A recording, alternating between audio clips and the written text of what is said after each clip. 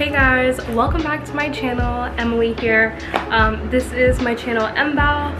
I'm super excited to get into today's video. Before we get into this, make sure you subscribe to my channel for more. This is a fashion channel, but I do like to show you guys around New York City and my life and like what I like to do here and how I live. Also, I will be doing an apartment tour soon. I just have some finishing touches that I need to work on, and I've been really busy with like work and like when I'm doing like some filming projects on the side, so it's been taking a little longer than expected. But anyways, getting into the topic of home, I live in New York City. I live in the Upper East Side, and today I want to talk to you about how I moved to the city and how this was all possible.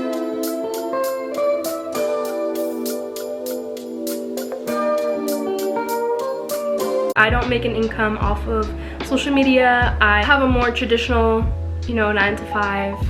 I guess not traditional, but a more traditional job. I don't work from home and I'm not filming all day, and that's not how I make my income. So to get into the beginning of the story, basically I lived in Providence, Rhode Island before I moved to New York City. Small town or city, whatever you want to call it. And I lived in an apartment with my boyfriend, and we were sort of getting into like a little rut, and we were just like, well, not we, because I've been dying to move to New York since I can remember, but he was never really on the same page until we lived a few years in, not even a few years, like a year, almost 2 years in Providence. He didn't like the small like city vibe, and especially he's in the medical field, and he wanted to work his way out of that. He kind of got stuck into that field. Like, it's not what he wants to do at all. And literally, if you know Rhode Island, you know that that's mainly like any jobs available, it's all medical related, because there's just a bunch of hospitals, nurses, doctors, and it's a very small state, so there's really nothing else to do there. The beaches are beautiful and everything, but we were living more in the city, and that's more hospital oriented and medical oriented. We were in a rut, and he was just like, you know what, let's go.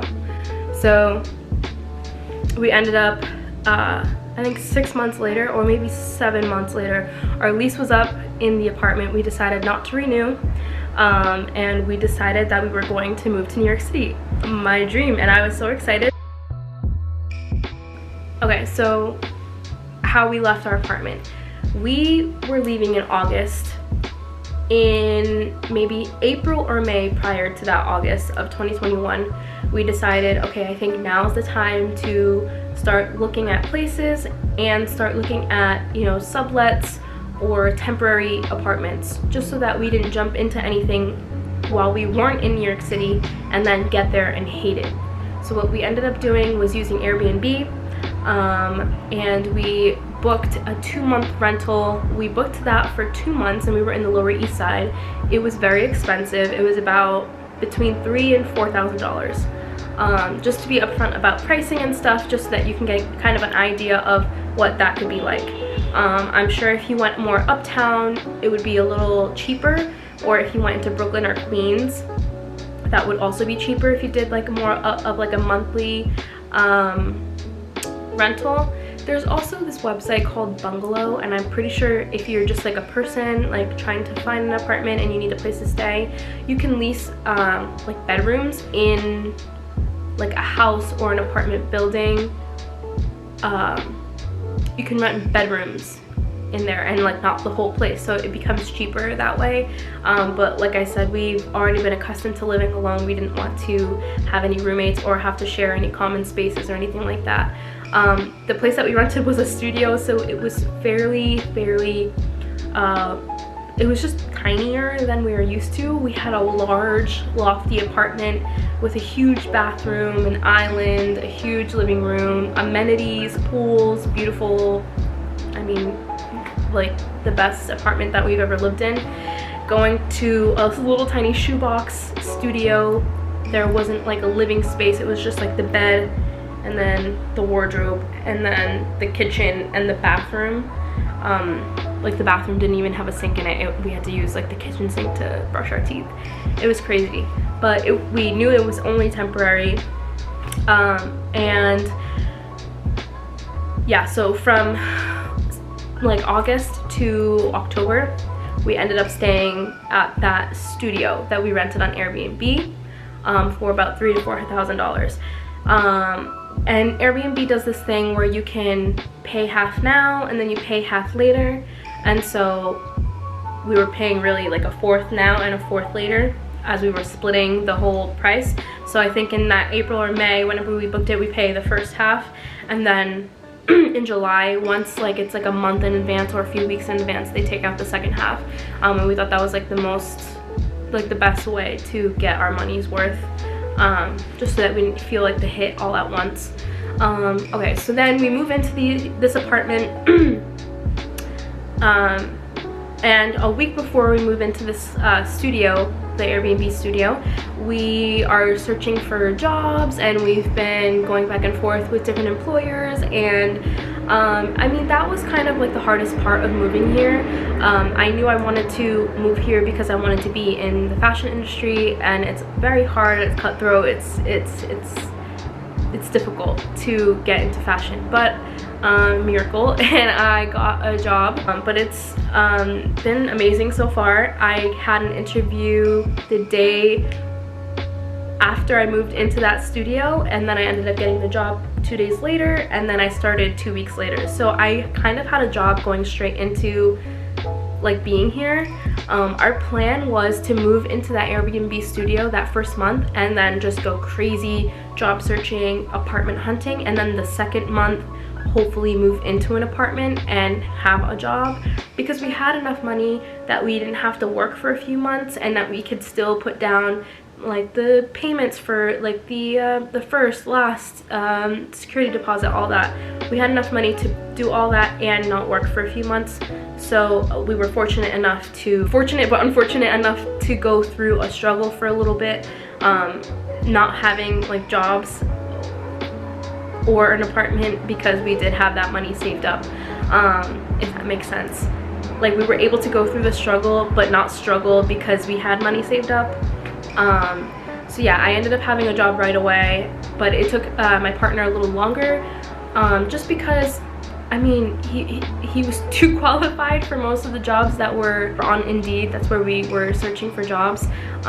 He had just graduated college, and he had a lot of most of his like work history was in the medical field. That's not what he wanted to do, but he ended up having to get a job in the medical field.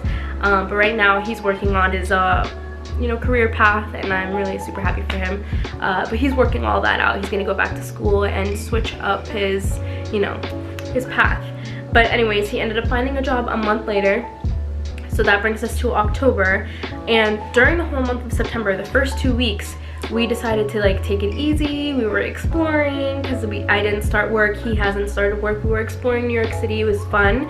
And then halfway into September, we're like, crap, we have to, like, we're leaving this apartment in October. We're not able to renew, because like, if you've ever rented through Airbnb, you can see like the availability, and it was all blocked off until like January of this year, 2022. So that was really scary for us. So we ended up having to do this crazy thing, and we were in the Lower East Side. Basically, we were like in Nolita. That's where we were living the first 2 months that we moved here. We ended up going on Airbnb, booking a 2-night hotel. No. So our lease, and not even our lease, our sublet ended on Airbnb in October. We were trying to find another place to stay because we still hadn't found an apartment. It was honestly the hardest thing, finding an apartment alone, like without a broker, because we don't have access to those extra special units and apartments that they have extra like special access to. So we ended up having to book another month of an Airbnb.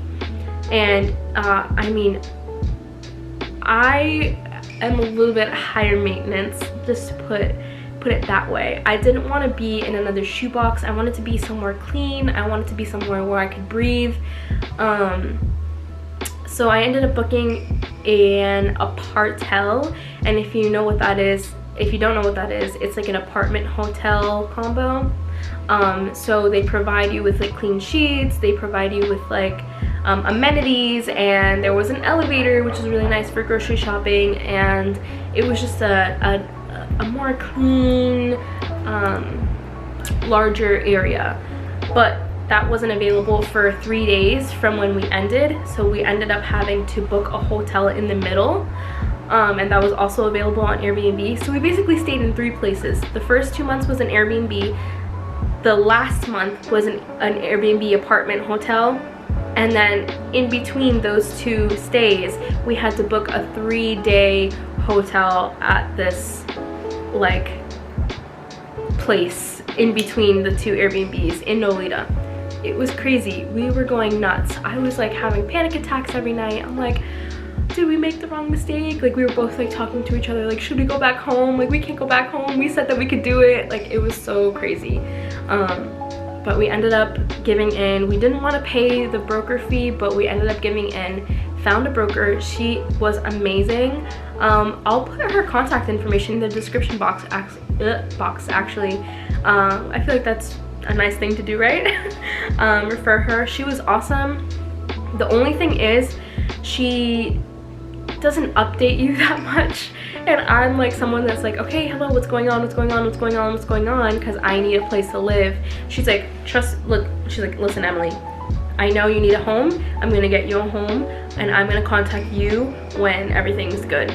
And I'm like, I can't work like that. So I was like calling her all the time, and I'm like, what's happening, what's happening? But yeah, she found us an apartment in the Upper East Side.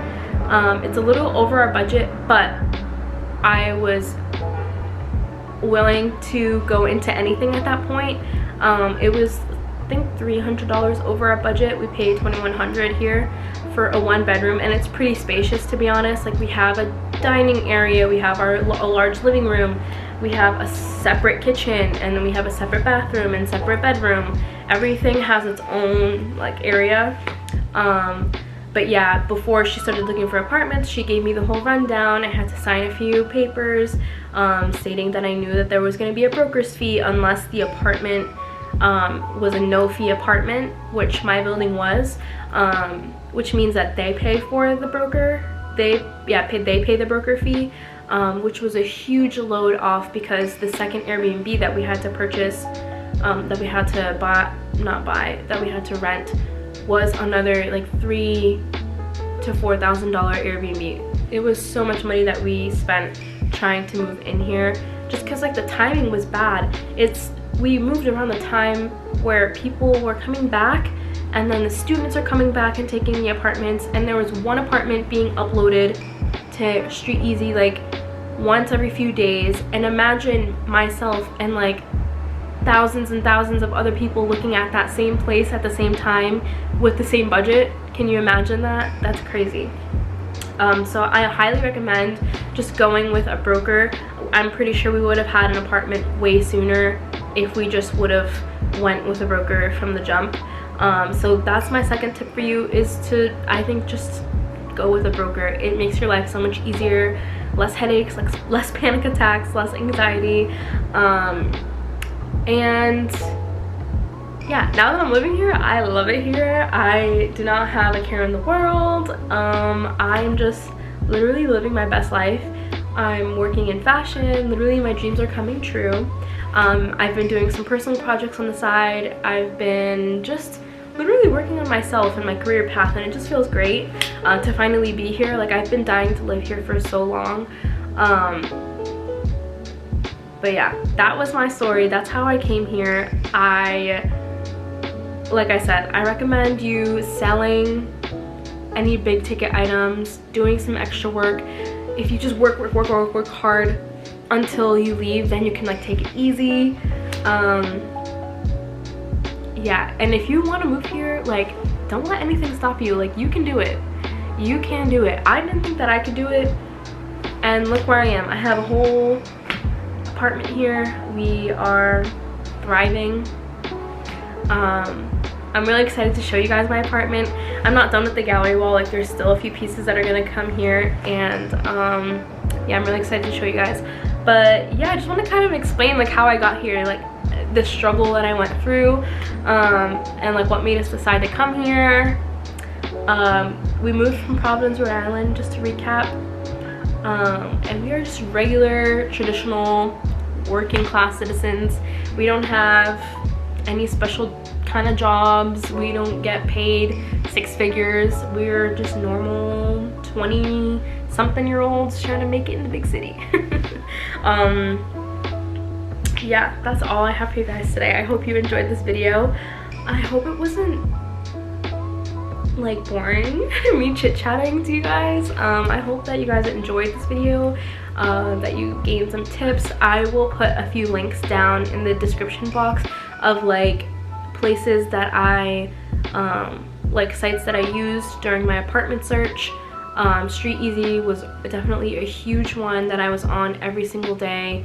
And then there's a few other that I can't think of off the top of my head, but I will definitely put them down below. And I'll also put my broker's information down below too, because she was very, very helpful and she was very fast. She literally found us an apartment in 5 days, and we took like a month to find something on our own. We were so close a few times and it just didn't end up working out, but with her we literally got into a place like so fast. So I highly recommend, if you just want to avoid like headaches, anxiety, like people getting in over you. She would literally like do all the hassling, all the crying, yelling to all these people for you. And yeah, I highly recommend her. So I'll put all of her information down there, including all the information that all the sites that I used during my search. I'll put the Airbnbs that I stayed in, and all that fun stuff down there. So thank you guys so much, and yeah, I think that's it. I'll see you guys next time. Bye. Make sure you like and subscribe.